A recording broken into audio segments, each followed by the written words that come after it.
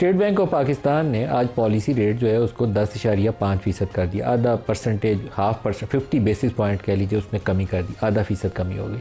लेकिन जो पिछले 2 रिव्यूज़ थे उसमें क्यों कमी नहीं की थी, जो आज बदल गई है, ग्राउंड रियलिटीज़ चेंज हो गई हैं, ये बात समझना काफ़ी मुश्किल होगी, क्योंकि पिछले 2 माह में जो CPI का नंबर है वो पहले की निस्बत थोड़ा बहुत मार्जिनली ऊपर ही गया होगा, नीचे नहीं आया होगा।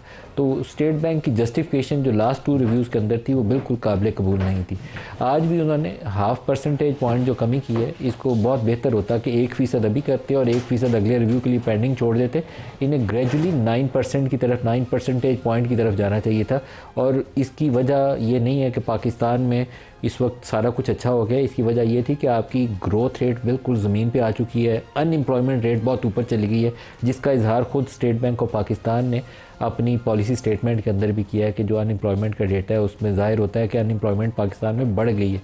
और ये बढ़ती जाएगी इसलिए कि पाकिस्तान में ग्रीन फील्ड प्रोजेक्ट्स के अंदर नई सरमायाकारी आ ही नहीं रही। और आप जब तक उसको पॉलिसी रेट को नीचे नहीं ले जाते, लोगों को कुछ इंसेंटिव्स देंगे तो आएगा, तो कुछ सरमायाकारी करेगा। क्यों कोई इतना बड़ा रिस्क लेगा पाकिस्तान में, जहाँ इन्फ्लेशन रेट भी सबसे ज़्यादा है, टैक्स रेट भी सबसे ज़्यादा है। तो टैक्स से जो अभी लगी हुई इंडस्ट्रीज़ हैं वो भी बंद हो रही हैं। तो आपको नई इंडस्ट्रीज़ लगवानी है तो कुछ तो इंसेंटिव्स, कुछ कंड्यूसिव इन्वायरमेंट पैदा करेंगे तो लोग सरमायाकारी करेंगे।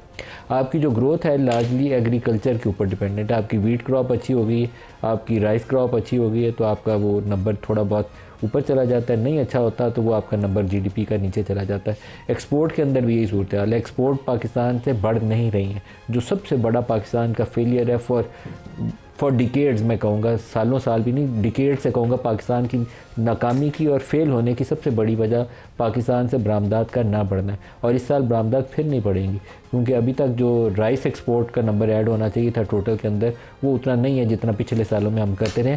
तो ये पाकिस्तान का हाल है। अलमिया ये है कि ना कुछ मैन्युफैक्चरिंग सेक्टर पैदा करता है एक्सपोर्टेबल सरप्लसेस जिसको हम बेच सकें, कुछ ले दे कि टेक्सटाइल सेक्टर और टेक्सटाइल कोटा से बाहर नहीं निकलता, और बिजली का रेट और पॉलिसी रेट ने उसको मार दिया। तो कुछ फंडामेंटल हमें कुरेक्शन की तरफ जाना पड़ेगा।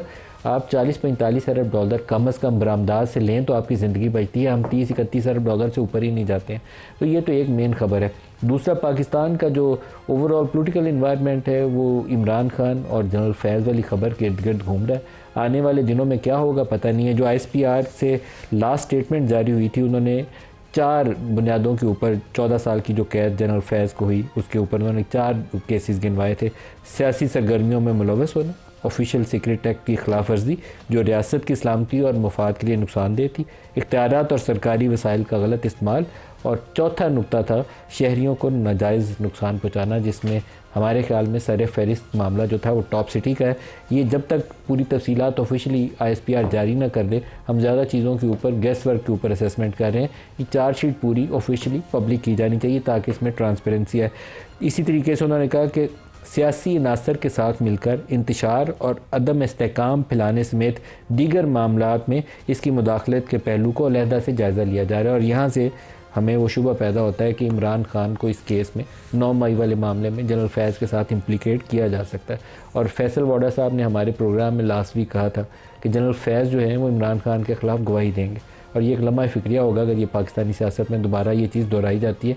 एक पाकिस्तान की तारीख़ में ये वाक़या पहले गुजर चुका है, दोबारा अगर इस तरह की किसी सुल्तानी गवाह के ऊपर सज़ा देनी है तो फिर बेहतर है कि माजरत कर लें, कोई और तरीक़ाकार ढूँढ लें।